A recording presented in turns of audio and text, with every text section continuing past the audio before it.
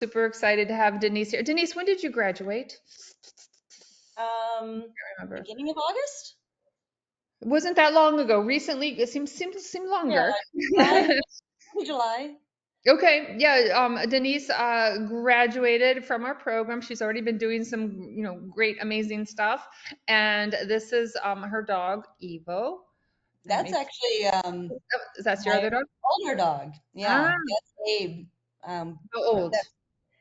He's 3 or 4. Okay. We were at the Rottweiler IGP Nationals doing his IGP 1 or IPO 1 at the Okay. time. Okay.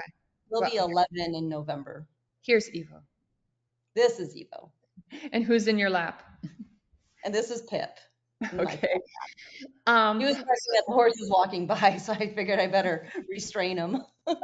so what we're gonna do is I'm gonna have you introduce and tell us a little bit about Evo, and then before we look at some videos and talk about training and training routine, I think it would be good to talk a little bit about his structure. So those of you who are not too far into the program, before you build a fitness program, you want to look at a dog's structure. You want to look at what are they currently training for, what does their current fitness plan look like before you start building on it. So I do want to talk a little bit about his structure, and Denise will share what she thinks are his strengths or weaknesses.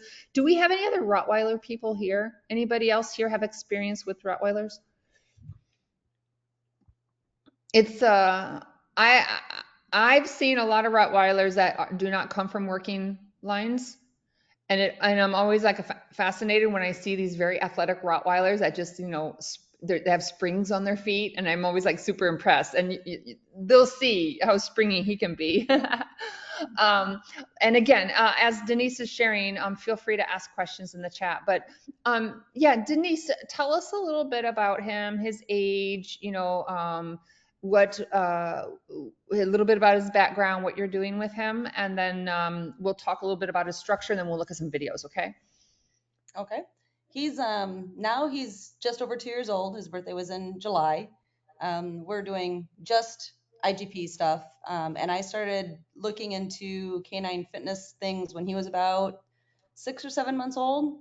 And then he was probably 10 or 11 months old when I found your class and I started doing that.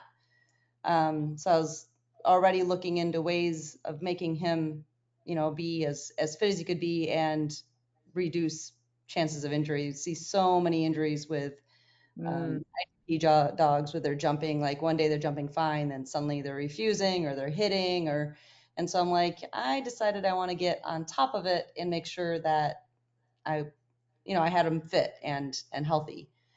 We also go and see a chiropractor and a sports rehab vet hmm. regularly, and so Just we're to like constantly, tune up, just kind of keep him fit. Cool. yep, making sure that I pay attention. He's generally always got some tightness going on, and she laments every time because she does a deep tissue massage first, and then she does the adjustments, Uh-huh. and she's just like, she has to give herself a half-hour break after my dog. She's like the amount of muscles that she has to Yeah. dig through is just crazy. And before, don't tell us. So he has certain areas where he tends to be stiff, tight. Yeah. Okay. So I'm just curious, and I'll make a guess too. So those of you who are looking at the photo, so she does IGP, so she's doing protection work. I'm thinking of my knowledge of sport dogs and working dogs and where they tend to keep their tightness. And looking at his structure, where do we think he might have his tightness? Hmm. Shoulders. Shoulders. And are you saying that based on the history of the dog, the sport, or looking at the photo of him, or all of the above? Kind of a guess, but yeah, the picture. Kind of a guess. And Denise will tell us if we're right or wrong. Joe says his tail is pointing. Joe says his tail is pointing to the spot. I was thinking, just knowing the sport and where dogs tend to carry their tightness in a lot of these sports, I see a lot of times it's the lower back. Yes, I would say maybe on him, it actually looks like, if I look at the photo, I'm thinking it might be a tiny bit in front of the tail, tiny bit right in front. But like I said, I'm using kind of my knowledge of where my own dogs also carry their tightness. Um, he looks a little straighter in the shoulders. Is he straighter in the shoulders, a little bit more angled in the hind end? So I'll make it again. I don't know the answer to this, so I'm just kind of using what I know about the sports and stuff like that. So I'm thinking if you look at a dog with kind of a straighter front end, less angulation, potentially there's the belief, I don't know if we have solid research on this, but there is the belief that when they're straighter, there's kind of more impact, wear, and tear on the front. So that would possibly warrant more tightness in the front end too, with being a little bit straighter. Um, Anybody else want to? He's got a really, I love his toes. When you guys are analyzing dogs and looking at structure, look at the whole dog from their toes to their head, from their nose to, to the end of the tail. But he's got really nice, kind of those cat-like, nice, tight feet. I like his pasterns. Some dogs, especially some of the shepherds, get really sloped, a lot of slope in the pasterns.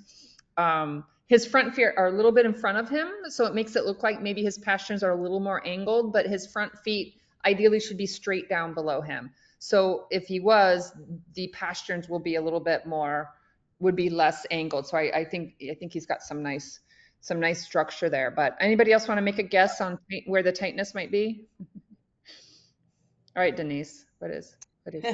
So he did have an accident one time when we were doing protection work. We're doing escape bites and we're making him miss, but instead of just missing, he actually came up and fell over onto his back. And so we have been fighting some heat pretty much just in front of where his tail touches his back. Right in front. Mm. Yeah. So we've been fighting a little bit of warmth there, but that's not where he's tight. He is tight at the pretty much the iliopsoas insertion. More on his, I think if I remember correctly, it's more on his left side than his right side. So this is interesting because the iliopsoas, and that's that would be a hard one just to look at him standing. Yeah. It's deep in the groin. Yeah. But here's an interesting thing: is that muscle? It's kind of if we go deep in the groin, but it kind of wraps up and around, and there is an attachment up around the lower back. And I've seen dogs, my dogs, when they were sore, it was in the groin where Bocce was sore. But I've seen dogs where they were fine there and the soreness was actually at the attachment up high, near the lower back. So that's interesting with the connection with the back. The only thing that made me say right before in front of the tail is I see a little bit of like a little kind of a rise. There's a tiny, the top line changes a little bit right in front of the tail. That's what made me think of right before the tail because the top line's just, it's not perfectly flat right there, right? Denise, This is what? an older photo of him too. He might only be 8 months in this photo. So it would have been before any of that happened. But being who he is and no self-preservation and, doing stupid things with his body all the time. Yeah, and any dog that's like, it's just like humans. Most humans, I don't know, like 80% of the Americans out there, like we have tight lower backs. We tend to get sore in our lower back. It's very, very common just because of our lifestyles, right? Sitting at the desk all day and things like that. With these dogs that are like really, really active and, they're active and running and jumping, that's just kind of that lifestyle. That's where they tend to carry tightness, right? So even if, let's say you didn't have an issue or an incident, if he's a very, very active dog, it would make sense that it's like us, that's where they carry a lot of that tightness. But as he was older, when you had the issues, how do you know, like what are the signs or what do you, definitely if you're having somebody like massaging them and, they might feel the tightness, but what are some of the signs that you see if you think today he's a little more tight than normal? What are some of the things that he shows you? He has not really shown me anything. But definitely when he's in there getting the work done, you can tell because he gets antsy. He gets shifty. So But it's during the body work. Yeah, but in life, he's too young and his drive is too high to show anything when he's um, out and about doing stuff. During the body work, it's more just he's not as still, just kind of little like, let me move a little. Yeah, Yeah. he likes to make it difficult on her. So if she's working a spot that's sore, he'll lay on that spot, or Uh, or he'll flip all the way over on his back. yeah, yeah. So all four legs are in the air, and she's like, "Well, okay." She's like, "I can get you that from there," and she'll That's go funny. do abdomen work. You'll be like, just leave that spot alone. And then, how much does he weigh? He's Here he's probably about 85 pounds, but he's usually anywhere between 80 and 85 pounds. Okay. And so you said, so if we look at the structure, we'll say, yeah, a little bit straighter in the front end, a little bit more angled, but moderate. I mean, he's not like overly angled or, he's not like totally straight. Um, when I look at dogs, I like to look at also a couple of things is I like to look at like length versus height. Are they more square? Are they longer than tall? Because typically if you have a dog that's like really long in the loin, long in the back, not as tall, then again, you could have more weakness, right, in that lower back. Um, so what do you guys think who are looking at the photo? He looks pretty square to me. Would you say is he, I'm not sure if the breed standard, is it square or was it acceptable for them to be a little longer? It, Square? it's acceptable. I think it's not 9 to 15, maybe maximum. But the squarer, the better. I think they Yep. allow females to be a little bit more long Yeah, I've heard that. to accommodate puppies. Yep, yep. I personally, after having a dog, a Malinois and they're supposed to be more square. I had one Malinois that was a little bit longer, and he did tend to have more issues. So when I got my second Malinois, I was like, and I had a really big, heavy one. I wanted one that's got to be not so big and heavy and more square. I personally, for like a high performance dog, a dog that's doing a lot of high impact wear and tear on the body, I like a more compact, kind of more square, Mhm. and just getting more muscle support around that lower back, right? So that's definitely a kind of nice moderate angulation in the pasterns. So that's one of the things I like. So those of you who have not done like the video critique or critique analyzing dogs, that's one of the things look at the structure, look at length versus height. And then another thing I like to look at, just eyeball the dog and say, does it look, which part of the dog looks to be like its stronger point and which part might be kind of the weaker point. Usually it's like some dogs, like my one Malinois had a really good front end and the back end was just not as well developed. And then my other Malinois was the opposite. His front end wasn't as strong and his strength was the hind end. So it's same breed, but complete opposite areas of strength and weakness. So when we look at this dog, does anybody want to say what they feel like would be the dog's strengths, like the stronger part of the body, and then the area that might be just, regardless of what we were just told about the history of the dog, but just structurally looking at the dog.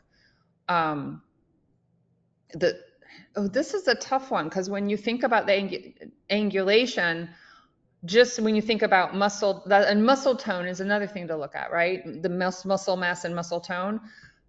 I would normally say like the front end looks more muscled. I see some more muscle definition around the front end and the shoulders than the hindquarters. But then I also think about this being straighter in the front end. So it makes me think some of the efficiency in the longer reach or stride or having the propulsion, in the hind end, is strong. But if I just look at like muscle tone, and photos can be deceptive, right? The reflection of the photos can be deceptive. I've seen dogs sometimes in photos that didn't look very muscled, and then I looked at a video of them and I was like, wow, this dog has all kinds of muscle definition.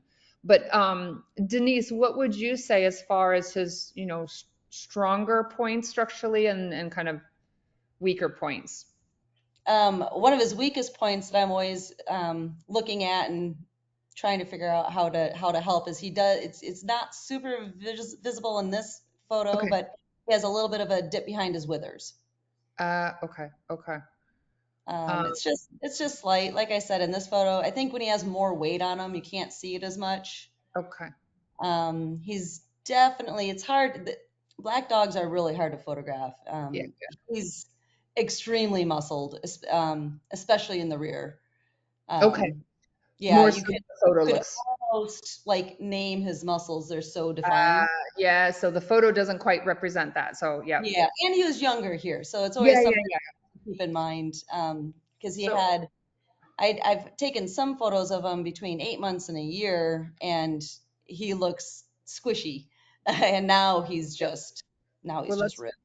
great. So what we'll do is we'll go and before we look at some videos, so now that we kind of talked about his structure, we talked a little bit about the areas where he tends to feel more of the tightness. We know she does IGP, so she does obedience, she does tracking, she does the bite work.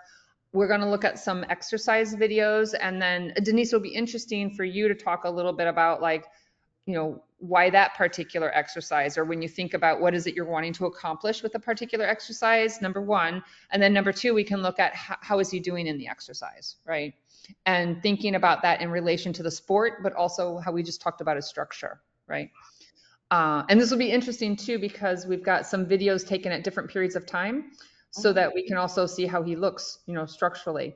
Before we look at the videos, are there, anybody else have any other questions for Denise about her dog or what she does with him, about him? Don't really have a particular order for this. You know what? I I really like this exercise. I'm gonna go to this one. We're gonna start with this one. I've shown it before. Well, not this particular one. I've shown the exercise, but not this video. How old is he in this? He's 18 months in this video. In the photo, how old was he? Um, 8 months, you said? Maybe I'm looking at what I'm wearing. I'm like, I guess it could have been around the same time. Okay, okay. So, so I'm Depends gonna on which video you took it out of. Okay, okay. So here, let me just let me put a link in the chat box just in case if you are watching and your internet is not super strong. If you watch it from my screen, it might not look real fluid. So I'm going to put it in the chat box.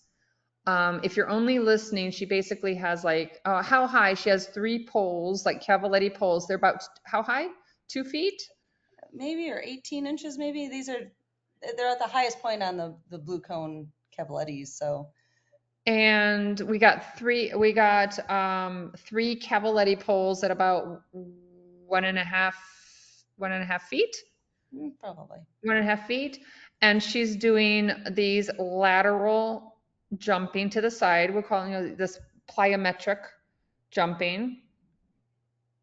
He just looks so like light on his feet. He's such a big dog, but he just most of the like dogs like big and heavy like that, I've seen so many Rottweilers that just are not very graceful. And so if you see here, she's just doing lateral plyometric jumping, both to the right and both to the left. He doesn't touch a single one, does he? Mm-mm. How long had you been teaching this? Because we've seen earlier versions when you first started teaching this. How long has he been in this video? Had you been training it? Maybe 10 months. I probably started when he was around 8 months doing low plyometric jumps and just How one. low how low did you start when he started doing the lateral? Maybe the middle hole on these cones. Yeah, he's really smooth, isn't he, Joe? And for such a big, heavy dog. How did you work out? We talk about how to figure out the distance whenever they're trotting up and down the Cavaletti, right? When you want the feet to land right in the middle when they're walking and trotting. What kind of work did you have to do to calculate the distance? Because that's also going to be impacted by the height of the jump. Yeah, I just wanted to make it so he had just enough room to land in the middle. And that And way, I mean, this takes some body awareness as well, right? definitely So, 100%, yeah, 100%.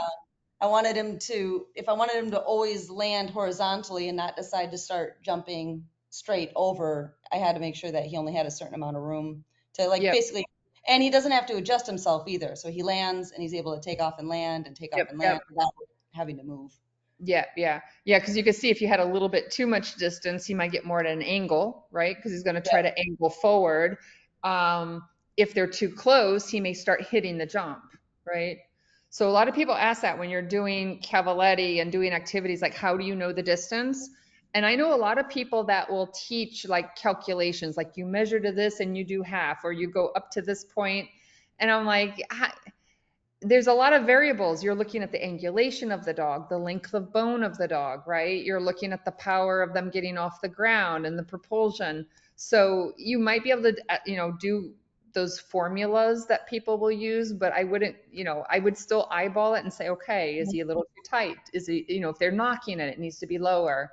But what I would recommend is once you find that your dog is getting nice and smooth and you've hit that sweet spot, what I would recommend is measure it, so that you know the distance and you're not constantly trying to refigure it out. I don't necessarily have a measuring tape, but I'll just step my shoes, toe to toe, and I'll just see like how many steps. So then if I have to set it up again later, I can do it. But yeah, for a dog of his size, and I paused it here. Remember we were talking about his hindquarters? Darn it! If you look here, you can definitely see that more muscling in the hindquarters. Yeah, he's black, so it's hard to tell. So here you can see Yeah, it sticks you out. can see that muscle in that right thigh, right? So definitely, like I said, in the videos, I've seen this. In the photo, they don't look super, super muscled, and the video could be like, oh, yeah. So tell us a little bit about when did you start, an exercise like this, I'm not going to be doing with a young puppy, right? Right. Why this exercise? Tell us a little bit about the role of this exercise, why you chose this exercise, and how frequently do you do it? That would, I think, be another good thing to share with us. So I started doing this exercise because a bunch of the people who compete in IGP out here in this area have started using this jump in order to teach the dog how to jump without touching, the 1 meter jump. And so they use it for body awareness, and and bringing home the don't touch the jump. So that way Yeah. we then go straight, the dog should also know to clear it. And then as I got into the canine fitness aspect of things, I'm like, okay, these plyometric moves are important for the explosive power of the rear end. Exactly. Yeah. Let me see. Yeah, I didn't think about the teaching of the jump. Of course, me with the fitness, I'm thinking first of I just had that video set and then I I moved it. Of course, I think of it kind of from the strength training, body awareness, right? But I hadn't thought about the training aspect, right? Of here we go. And then here is just another view. I'll put the link also in there. You can get a good. Oh, here's another thing. People ask about how high. So let me go. Another thing is when you're looking at the height, and that's another thing. Some people will say, oh, you don't go any higher than the hawk. It depends on Yeah, what's the the IGP people will end up doing this to full height. So their Yep, dogs are jumping from a standstill to over the 1 meter jump. really. Yeah. Yeah. So, yes, again, I don't like going by like set rules, like, oh, only it depends on the purpose of the exercise. If Yeah. I'm wanting my dog to walk and trot over something, if I get too high, my dog will either bunny hop or he'll start knocking it over. Yep. So if your goal is to walk and trot, then yeah, you might say keep it at the hock or lower, but the dog's going to tell you if it's too high, you're going to be, knocking it or they start jumping it, right? But some exercises, I want my dog to jump it. I don't want him to walk or trot. So there's no reason why you can't put it higher than the hawk if the purpose of your exercise is something like a plyometric exercise where you're wanting the dog to have that power, right? It's that speed propulsion, that power to come up off the ground. And so, yeah, it is most definitely above the hawk, right? Um, let's see. Joe said not to mention an improvement in proprioception, most definitely. But yeah, I saw an older one when she was first teaching it, and he wasn't. He's way more accurate in keeping the body in the right position. When you first started teaching it, it's kind of hard to keep that exact angle. What if somebody were going to teach this to their dog, do you have any tips as far as challenges, things you would have done differently, how to how you start to get them to do that lateral instead of going, forward through it? Yeah, I was lucky. Evo is extremely willing. His food drive is just okay, but he's willing to obviously follow the food here. So it's enough. Sometimes a dog with too much food drive, you start getting stupid behaviors. Um, he, what I like to do is I show them the food on the one side, and then I kind of bounce my hands over and then go way low. And if they're used to luring and following the food, they just they just do it. Yep, yep. That's a good point. That's a good point. I've seen people where they've done similar exercises or jumping and they're holding their hand too high, the reward or the treat. And when their hand is too high, the dog's head is up and they're either paying attention to the food and not the body, or because I have seen people do this where they had the reward too high and the dog's up looking at the reward, and then it keeps hitting the jumps because it's not able to get the head down in the right position to jump. So that's a good point. In Watching the beginning, I almost put it on the ground. As soon as they see that watch her. it's over there, I'll just drop it on the ground.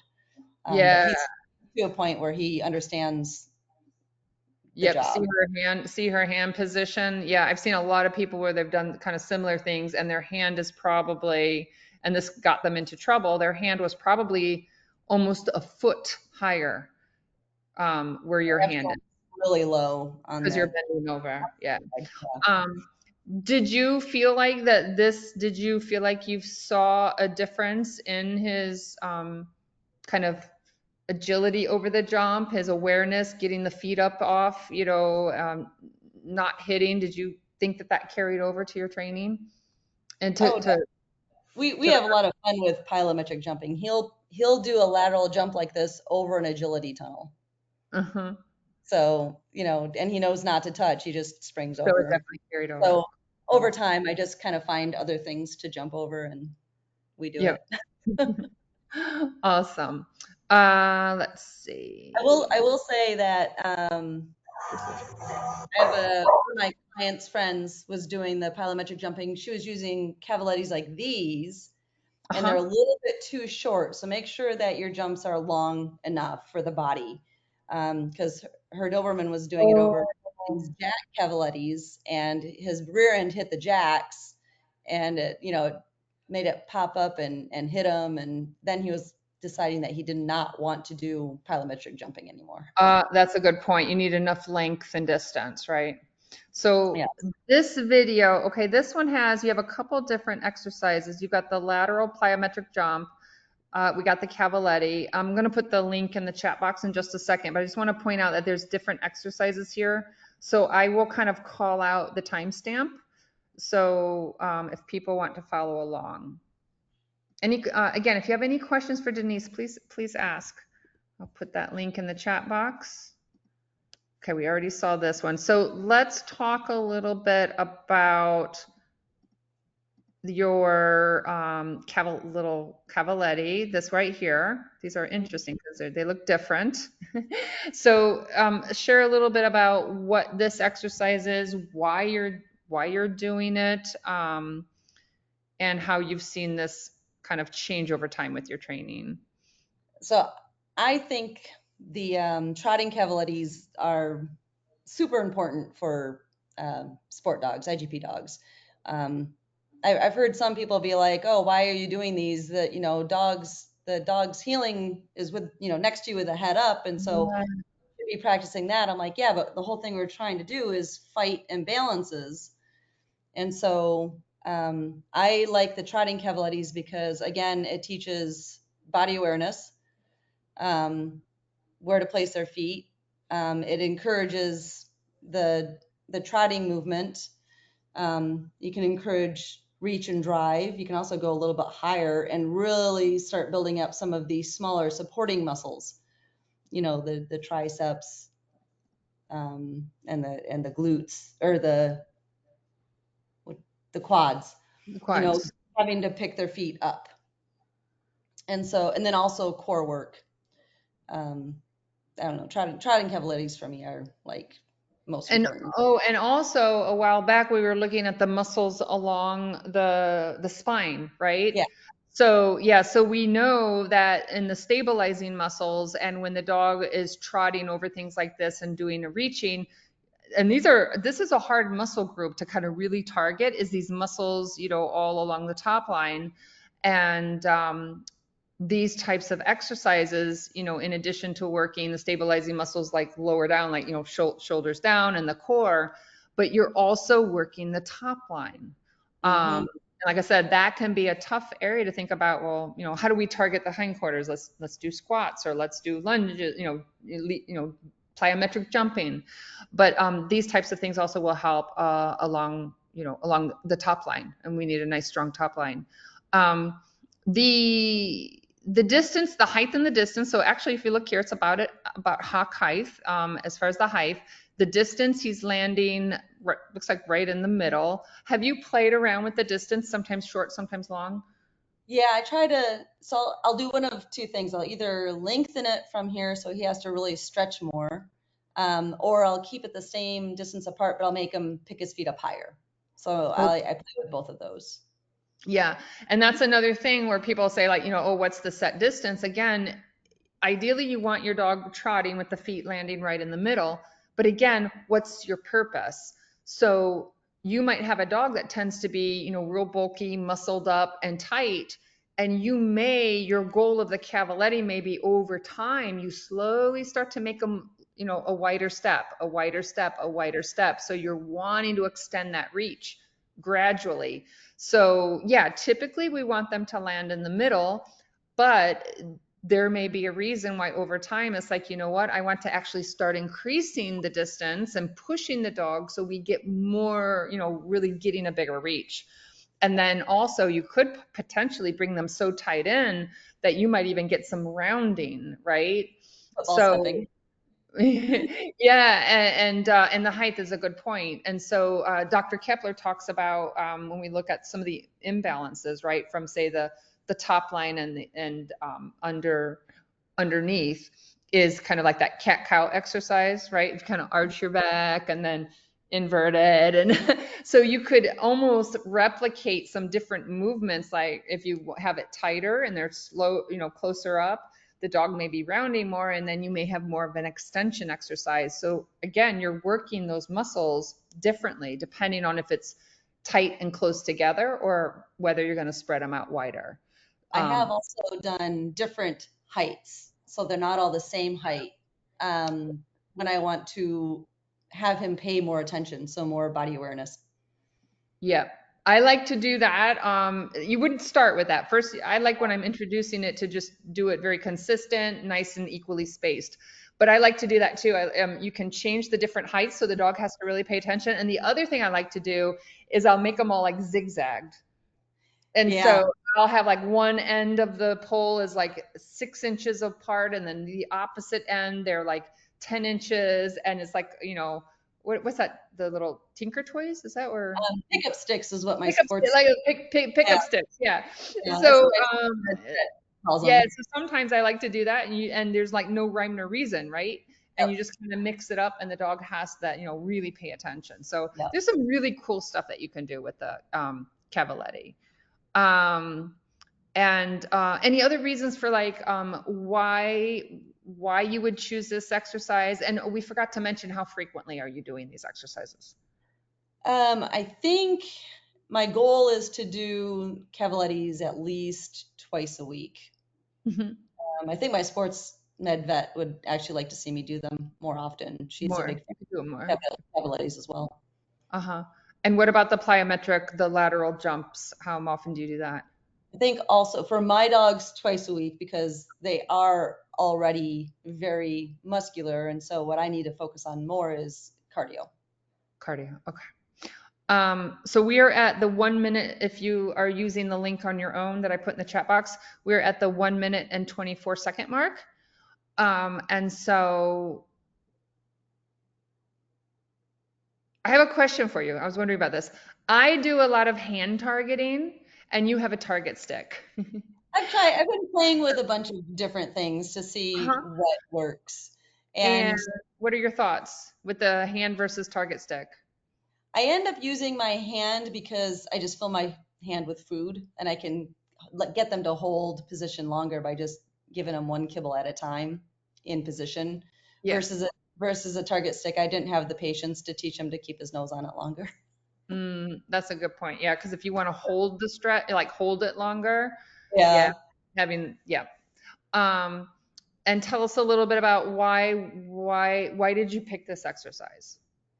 So I'm always looking to keep the stretches down the each side of the spine. I'm trying to do more spinal, go nose to hip here, but I'll also work on neck. So I do a lot of nose to shoulder and then nose to hip to get the spine to stretch in both directions. Okay, so we got our lateral. And Yep. when you guys are doing your fitness programs, like your weekly programs, pay attention to I've had a few times where people have sent in a weekly program and all of their stretches were always like in the same plane, right? They're like either all the stretches were lateral or all the stretches were forward. Now, depending on the sport or activity, they don't have to be a completely balanced, you may have a sport that, it's like, oh, we really need to do a lot more lateral stretching because he's getting really stiff. But just be aware of balancing it out because you definitely don't want to do like just consistently always one type of stretch because you want to maintain balance. But definitely you got the lateral. She's going low, stretching Yep. that end, right? Do some cat cows there. Yeah. Cat cows like nose down to the ground, Mhm. right? Um, and that's another thing, good point, the cat cow, because you could have his feet, front feet and back feet more narrow, right? And have him with his nose down. So you're getting more the arch of the back. And then if she spreads the feet out further apart and raises the head up higher, then you're getting, right, there's that spine kind of going, changing those shapes. Again, I find trying to come up with ideas to really work those muscles along the top line can be hard, but changing the platform and how close the feet are, and then changing, the heads up or the heads down. So you kind of do that cat cow exercise. Good, good. How often do you do your stretching exercises typically? I'm scheduled to do them 5 days a week. Whether or It's not I do, it's kind of like myself. Like I don't like cardio and I don't like stretching. So getting my dogs to do them as well as getting myself to do them is always challenging. and then is this the iliopsoas stretch? Yeah, this is one of my favorites. I try to do this as often as possible. Yeah, so if you're looking with the link in the chat box, I'm at the 2 minute 42 second mark. And he's got some really nice posture when you look at some of these stretches with his front feet up on the platform. It's opening up in that groin area, kind of elongated and stretching, not just, in that groin, but also getting that nice, look at that top line, nice and straight top line. And then if she has him reaching and targeting forward, you're getting a really nice stretch along that top line too. Like his back foot here where you want that hock perpendicular is like perfect. Right, that perpendicular position, draw a line straight from that hock down, so that back left foot you get a really really nice stand there. And then front feet are a little bit one toes a little bit forward. Joe says, how old was he here? His muscle definition is vastly more visible. I'm trying to look for a title or a date on Here, the let me see. video, uh maybe in the says description here. 14. It says strength and stretching 14 14 months. months. Yeah, And I think one of the other ones I think was around 8 months. yeah. So this is 14 months. Yeah, definitely in the hindquarters. And he's got such a shiny coat too.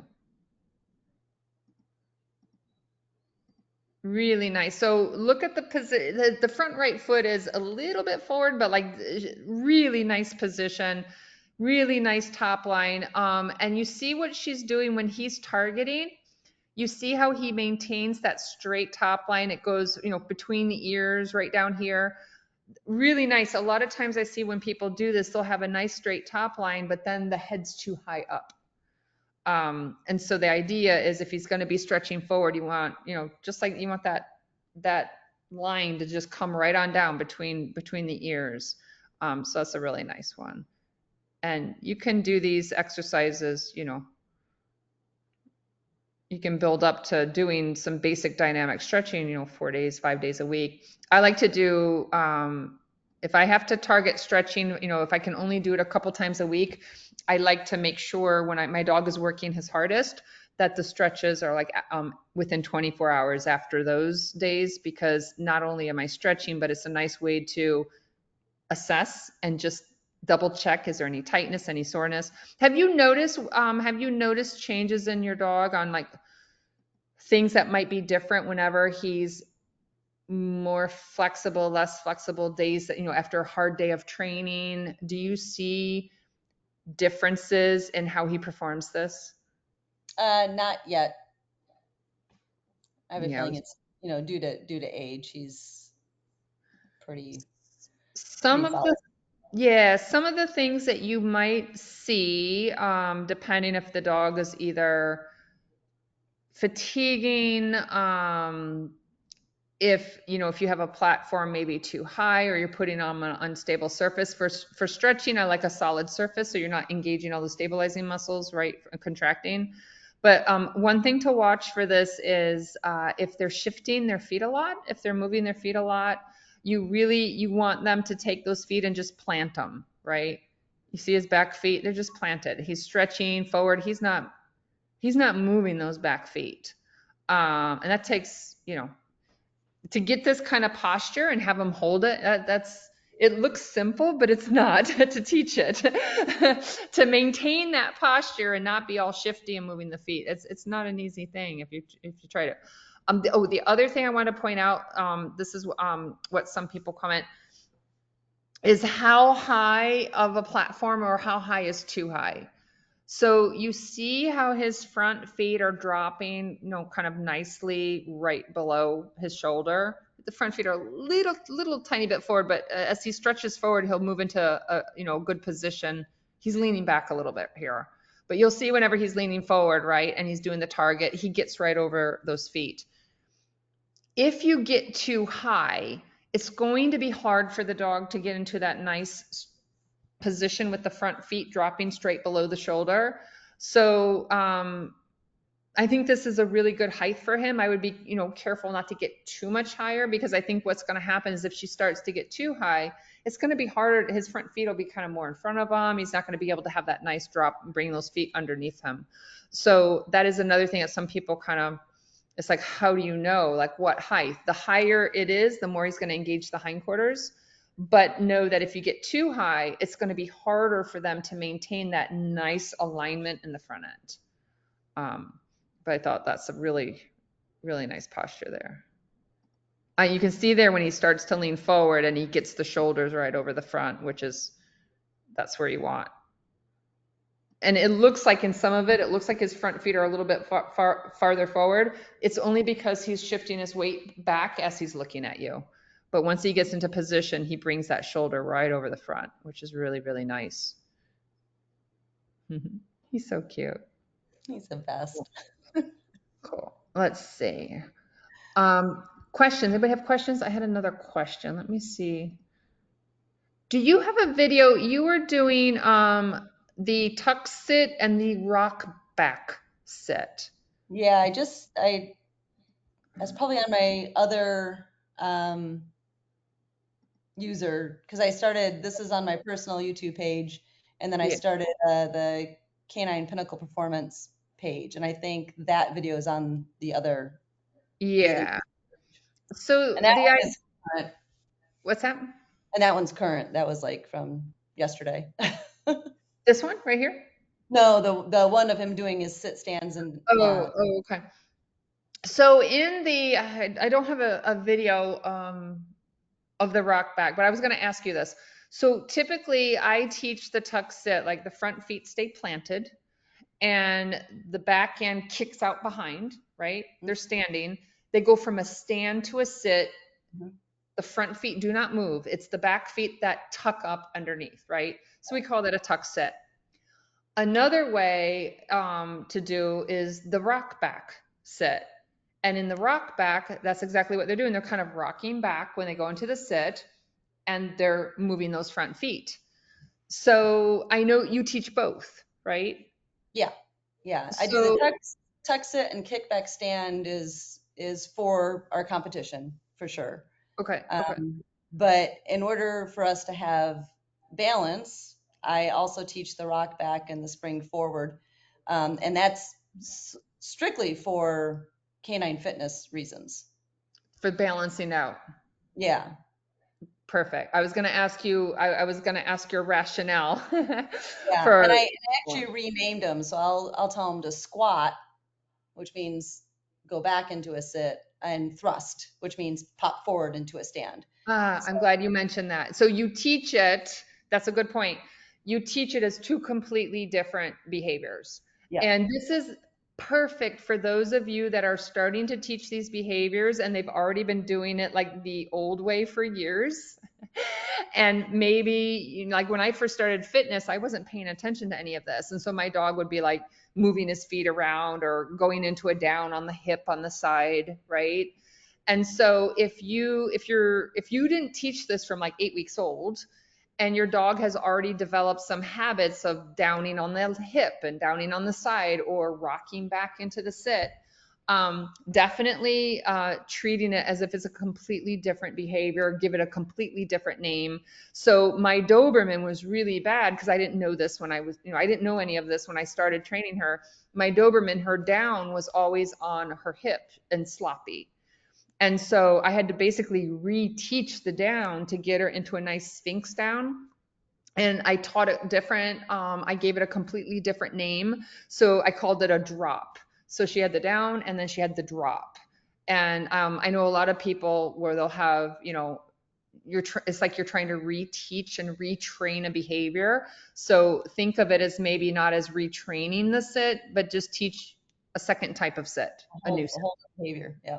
Just teach it as another command, Yeah. right? Um, so that's a good point. Yeah.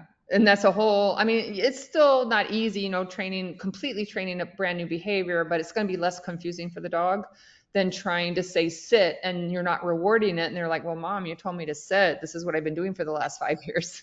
Yeah. Why aren't you rewarding me? I try to change the picture a lot too. I'll have them do the squat thrust. On in this video here, you can see the Kato, the climb board and this and the soft mat, and I often use those. So then it's in the barn. It's from an upright position. Oh, maybe I even do them here. Yeah. So it's not in an obedience picture at all. Um, and it's a bigger exercise. He has to work harder to do this. That's a good point. Yeah, sometimes I have people they don't want to do a certain exercise because it can conflict with their competition. It could conflict with, like for example, I had some detection dogs, and they're like, you know, I don't want to have my dog doing all of this targeting, you know, on an object or a hand because they don't want them out doing like human remains and being like, and good training, the dog will know not to do that, but it's like you don't even want to have a little confusion. And so, so definitely anything you can do to change the picture, right, will help. And I'm glad you mentioned this. So this definitely by having this little foam, I don't know, what do you call it? A little foam. Yeah, it's a balance pad. Balance pad. Yeah, my mind kind of had a brain fart there. The balance pad. This does make it more challenging. Of course, the easiest is on a solid surface, but that is a little bit squishy. Um, Hmm. is going to give. It's going to have to engage some more balancing. He's even engaging the toes, Barely and fits on also, it. what's that? And he barely fits on it. Yeah, it could be a That's it. little bit bigger, but definitely if you have a dog that tends to be really wide and sloppy, giving them the confines and the boundaries can really.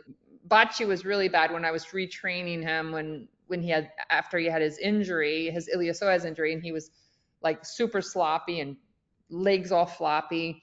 And putting him on a platform or even on a climb, I would just use the top of the climb and put it flat on the floor and it made so much of a difference just to giving him a little bit more of that guidance to sit squarely. It's one of the Um, reasons I use it too, is because he when I'm doing these squat thrusts, he moves a lot. And so now I'm like, no, you have to stay in this area. Good point. If you do get a lot of shifting and movement, definitely when you have a platform, some kind of a clear boundary that will help so they don't shuffle around so much. Yeah, it's my attempt. But you can see when I have him spring forward, he still ends up moving his rear feet forward. Now this is a little bit different. This you're actually wanting like that quick spring, that quick thrust Yeah. forward. How do you teach it to get, other than just like step, step, step? How do you try to get them to actually put that thrust in there? One, when he's trying to come forward to get it, he wants to do it. And Drive. so then I make him not do it. It's like, no, no, no, no, no, you have to sit. And so by the time I finally say, okay, you can come forward, he's Drive. ready to spring. Drive and excite. Yeah, I'm just Yeah. gonna, because if you see, ideally you want him, that's nice. He's getting, ideally you're trying to get those two front feet off at the same time in a Yeah. quick thrust. So a power move. That's he's kind of goes, he like hits it with it. That's a nice, and it's not a big move, but the power and the engagement, right? And also even the body awareness is just a nice controlled, and I mean, he's got a quick little thrust. Even he's fast. Watch the front feet. That's that. I'm at the, if you're clicking on your own video, I'm at the 51-second mark.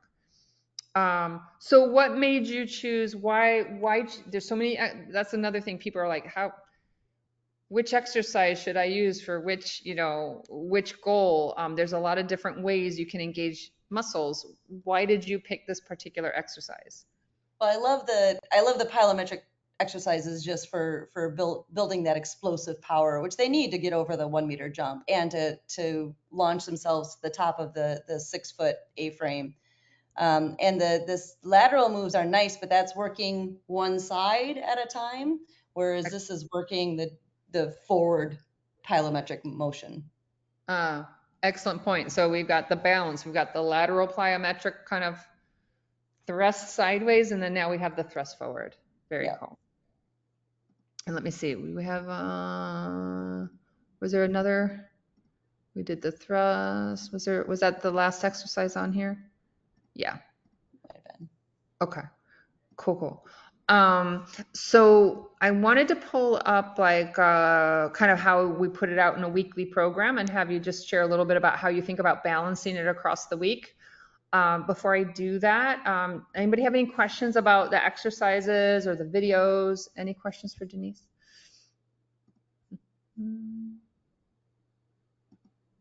All right. This is from module 4 where you guys do, it's just an assessment. Those of you who haven't gotten there yet, when you do your case study and you do your weekly calendar and your weekly program, you'll have it broken down by like cardio, strength, flexibility, body awareness, balance, sport and work specific. So this is an assessment, but when you do your weekly program, you'll also have a calendar and then you'll have in detail each area where you can expand.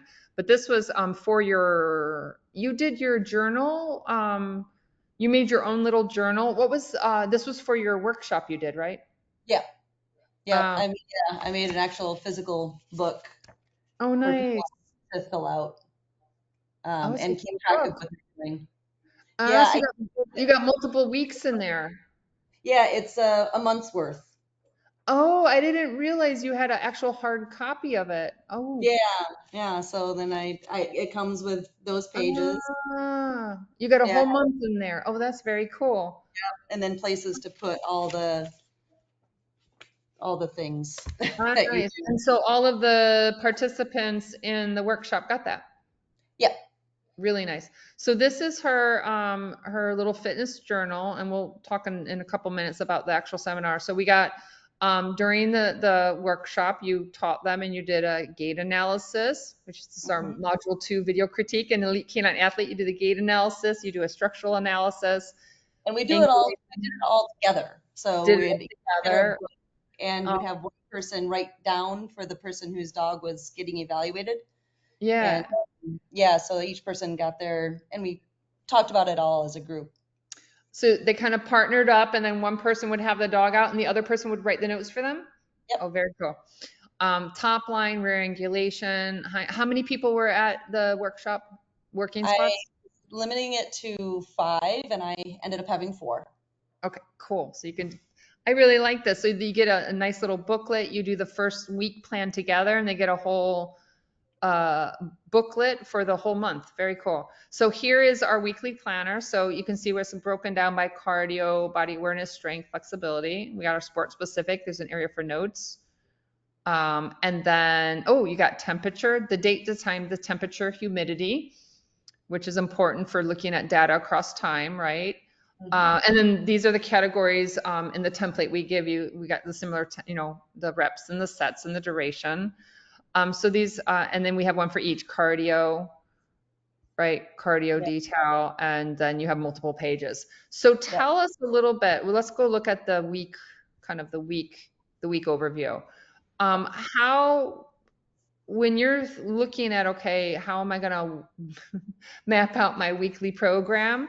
I know in the program I've shared like how I think about it, but can you share a little bit of how do you decide, like, where do you even start?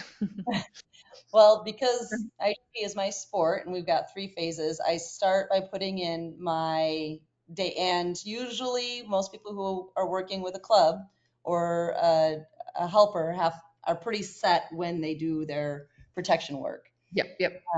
And so I first put in when that my sport specific things are happening.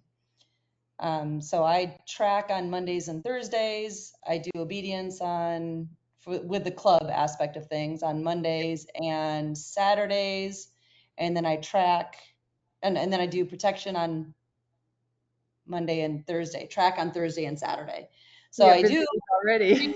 yeah. So I do 3 days a week, and I do 2 phases each day, and it ends up being I work in each phase twice a week then. So two days of protection, 2 days of obedience, and 2 days of tracking. So you'll map out your sport plan and like your club day or training day, and you know that schedule. It's a set schedule. You put that in Right. first. Okay. Yep. So I put that in first. Then, And then what do you do? then I add the cardio, Uh-huh. because the cardio, I need to Priority be for you. careful. It's a priority for me. And since I'm working most of our obedience and protection work would be probably considered anaerobic because it's less Yep, than 20 minutes, and it's usually high intensity. yep, yep. And so I try to fit in 3 days of aerobic type. And right now, again, because I don't like cardio, um, I started with a 20-minute off leash walk. I have canals by my house and we go for a walk in the morning. But we quickly went up to 40 minutes. So now Nice, I do 3 days nice. of 40-minute. Oh, really nice.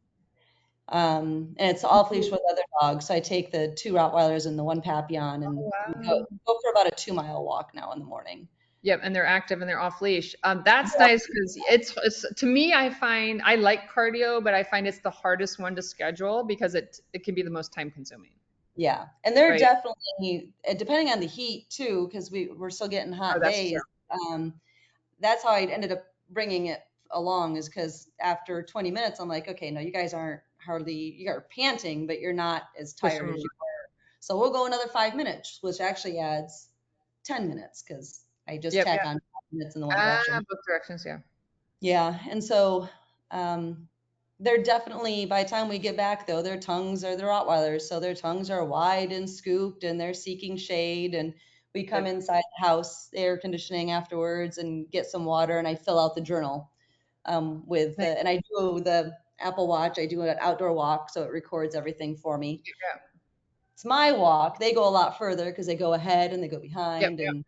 But I go how far I went. Yeah, no, I think that's really important because, a lot of, our if we do a sport or a job, it takes up so much of our time and but we have to balance it out. So, I most of the dog sports are very short bursts of energy, not all, but I think the majority of them, right, is short bursts of energy, high intensity, and they're not getting that longer aerobic training. And to maximize fitness wise, to get the maximum potential of fitness training, to see the benefits and performance, we need aerobic and anaerobic. We shouldn't completely ignore one.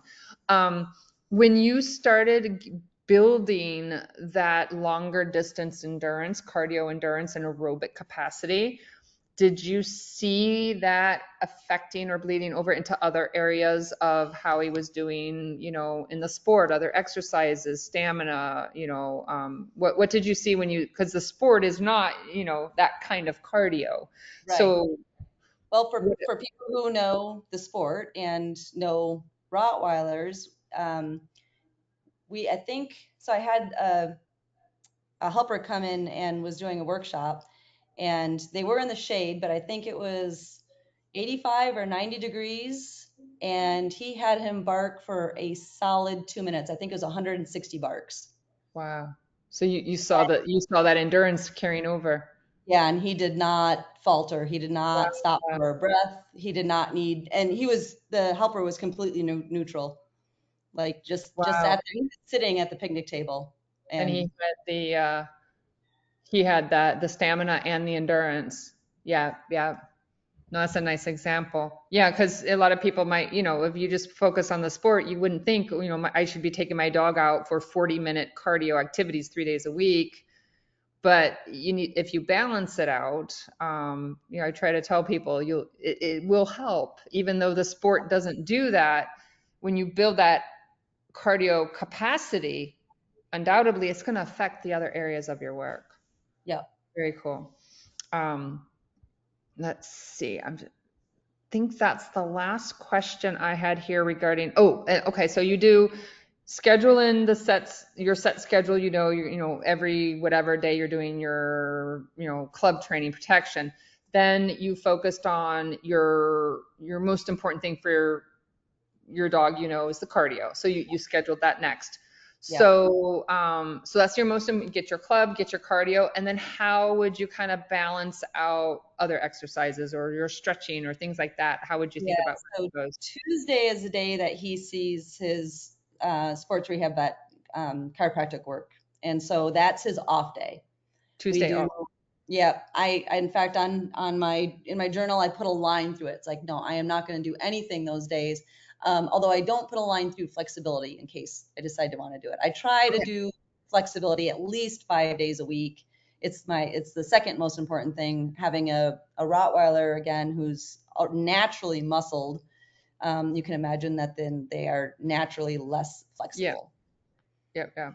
And then And knowing that he's also already tight in the iliopsoas and the groin, it's an important thing to constantly be working on. yeah. And since you're doing like there's a lot of strength in the sport, and like you said, if you're doing some of these additional isolated strength training, if you might say, I'm going to be doing these thrusts, right? Or these squats on equipment. Maybe you do it only twice a week, but you have to remember you're balancing that in with all the other stuff. So 2 days a week Right. could be totally like that's all you need if he's doing all that other strength training and other activities. Yeah, yeah, Yeah. perfect.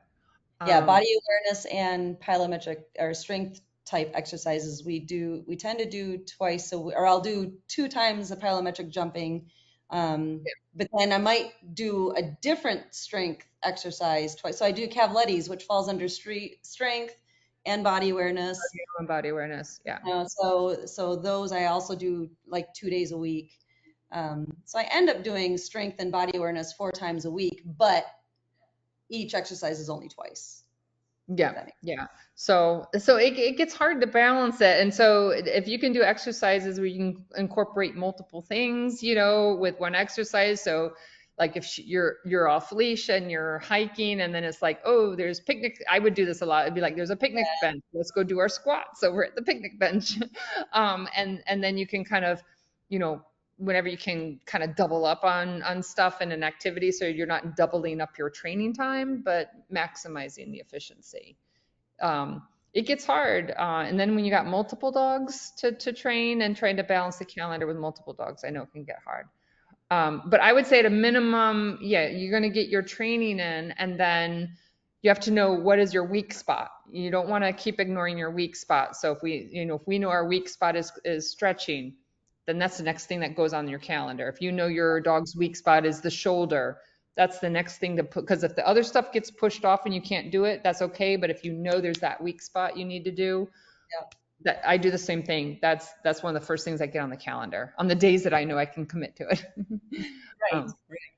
Yeah, because so of the weekends, we're doing a lot of the tuck sits and the kickback stands. Yeah, he gets a lot of shoulder and core yeah, work in. yeah, And that's why I'm trying to, for our strength days, we're trying to incorporate these squat thrusts yeah, to do more of the rear end um, strength building. yeah. So as a graduate, what are your plans like moving forward? What are you wanting to do? You're now certified. You've done the full program. You've done a workshop. So for those people who are either just starting or those that maybe they're midway or near the end, but they need a little more motivation to get through. Um, can you share a little bit about like how you maybe evolved or your thoughts, your learning, what you're wanting to do from the beginning of the program, to graduating, and what are your thoughts about the role of fitness as you move forward? So what I'm planning to do now, and oftentimes I grab my inspiration from our weekly or biweekly talks, is to do the first Saturday of every month, do a canine fitness class. Mm-hmm. And right now I'm limiting it to 5 people, although it doesn't always fill up. But I've done a couple private lessons as well. But I like the idea of doing kind of a group class once a month. And I try to keep it to 5. I'd like to keep it to just 4 hours. So if I do start to grow and I have more interest, I can do a morning session and an afternoon session. Uh-huh. Um, and so every month I talk about a little something different. So this month, because of our last talk we had, I'm actually doing like the assessment, like how do Uh, you decide if you need to do more, if you need to back off. I plan to do like a senior dog fitness day. I might dedicate one class just to warm up and cool down. who are you Um, teaching? Who are the people? right now, the people are people from my club, people who come to train here regularly. I advertise it. I don't really advertise. I announce it publicly, but um, just for my own comfort, I don't mind if less people show up. I'm trying to keep it small. Okay. Um, just getting myself comfortable and um, getting more of a flow and building content because I'm making a PowerPoint slide for every class. So I can start building a library of things that I can then use. Building Uh, stuff along the way. And yeah, they're paying you for this, or are you yes. No, they're they're paying me for this. Yeah. and how much are you charging? People always want to know, like, how much. 150 a class. Okay. And so the other thing for people who are like wanting to get started or they're, thinking about helping others, um, how are people coming to you? Like, how are people deciding, like, oh, you know what, I'm going to invest in this and I want to get help? Like, are they coming? Is it like they're kind of just naturally talking to you, kind of organically and coming to you? Are you advertising? Are it word of mouth? Like, how are these first initial? How did you get people at that first workshop? And how are these people deciding that they want to work with you and pay you for this? Well, like I said, it's mostly right now people I already know, people who I've been talking about this like since I started taking the class. A lot of them can see how Evo is Yep. and his own fitness level and his abilities. Um, and it's something that is now being talked about a lot in IGP. Yep. It is starting to finally like take hold. So Yeah, it is uh, growing yeah, awareness. yeah. And so at this point, it's like, yeah, just trying to get the people to come in and do a class here and there. And I give a little bit of incentives. So people who use I've got a big 5-acre property and Uh-huh. half of it is my Schützen field. So I have a big stadium sized Schützen field. And, when people walk out there and they're like, oh, you have to, the Wow. lines are huge. And so having a dog be able to run all 6 blinds and still be able to bark, in the Central California heat, Yeah, yeah, it's yeah. something that people are interested in having a well-fit, acclimated dog. Yeah. And Do you, so usually there's a field fee. And so one of the things I do, I'm like, hey, come to my class and I'll waive the field fees. And so like one of my friends nice. already Mhm. comes, she was already paying me $100 a month just to use my field. So I'm like, hey, just pay me 150 and you won't have to pay a field fee anymore. Yeah, and Susan was saying really nice graphics. Susan says, where are you located? Vacaville, California. So And it's just outside of Sacramento. okay, great. And those of you who aren't in the practicum, what you see here is in the practicum for certification, there's some extra support and training to help you in mapping out like a seminar workshop. You can do it as like a 1-day seminar or 6 classes over 6 weeks. It's very flexible, but you will map out like you would pick your audience, what kind of people do you want to teach? And it's kind of like mapping out like the lesson plan, right? And then also what we do is we talk about like how do you get people to show up, right? How do you advertise it, whether it's free or they pay for it? So one of the things that you do in the practicum is in addition to developing that seminar, class, or workshop, like that lesson plan, like what are you going to teach and the sequence of things, you do a flyer for it so that you can advertise it whenever you're done.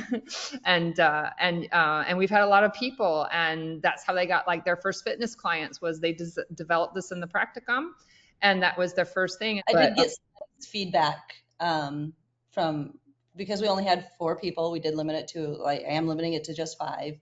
And they did feel like they got more information and more hands-on help than the other fitness classes that they have had attended. yeah, for me, the ideal size for fitness auditing spots to observe is like as many as you can fit. Like if you want to come and watch, but for working spots, I like no more than 8. I think 5, 6 is a Hmm. really nice number. 4 to 6, 8 most. I've done them 10, 12. I've done more than that. I did one with search and rescue, and all the dogs got along with each other, and we had huge. But I think my favorite is probably like 5 to 8 max. Yeah. I do lots with 10, but I like that, more personal, kind of intimate. Yeah, you can charge more. They get more hands-on, more personalized support. Good point.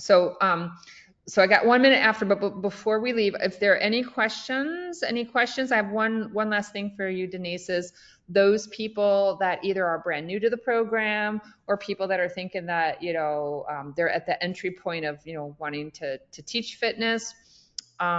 Any final words, thoughts, words of wisdom, encouragement now that you're graduated, you've got that first workshop under your belt?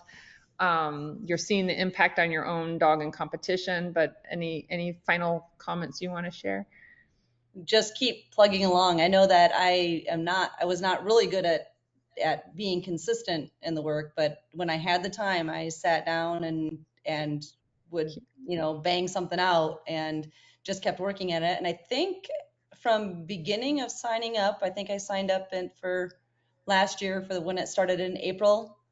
Um, April. and I, got through the end of the practicum like just over a year later. So um, just keep plugging away and you'll Yeah, get there. yeah, that's good advice. And it's not like you have to put hours and hours every week. It's like just When you keep have time, do it. keep it When you little remember, little by do it. letter. Next, the days and the weeks and the months are going to pass anyways, right? Yes, yes. You Awesome. blink and it's like the next year. I still don't know what I happened know. to The next 2020. 4 years, I moved to Maine 4 years. I'm like 4 years. Yeah. Um, Well, thank you so much for sharing. I hope this was helpful for those either watching the replay or here live. So, got some behind the scenes of a case study, some exercises, some program design tips, her feedback on exercises, and some sharing with us about getting those first fitness clients and now getting more. Thank you so much. Any last minute questions? Feel free to ask. If you're watching the replay, if you get a question later, I'm sure Denise is in our Facebook group, and she's here. Sometimes she's on our group calls, so feel free to reach out to her. And very inspiring sharing all of this with us. So keep us posted too as you move forward. Yes. Thanks for having me. All right. Thank you, everybody.